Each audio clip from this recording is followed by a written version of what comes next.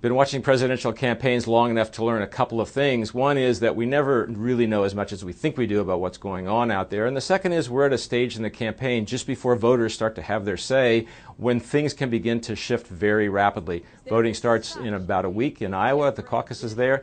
Things will probably look different in a few weeks than they seem to look now. I wrote about this in my latest Capital Journal column. Let me just mention a couple of the things that I cite in that column as reasons the picture could shift very rapidly. One is voters decide late, particularly in Iowa and New Hampshire. 40 to 50% of voters in those states have said in exit polls the last several cycles they made up their mind in the last week or less. So whatever people thought a few weeks ago is not what they're going to think when they actually go in and cast ballots.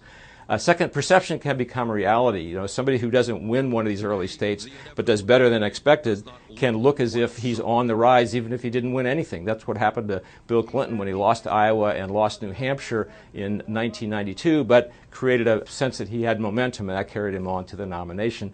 And third, how candidates react under the stress of the next few weeks is really important.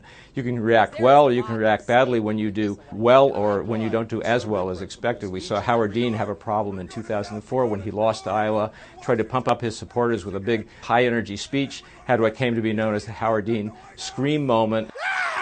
And that sort of sent him off into electoral oblivion. So how candidates handle stress is something we're going to see in the next couple of weeks. All those factors mean that the picture could be quite different in a few weeks than we think it looks today.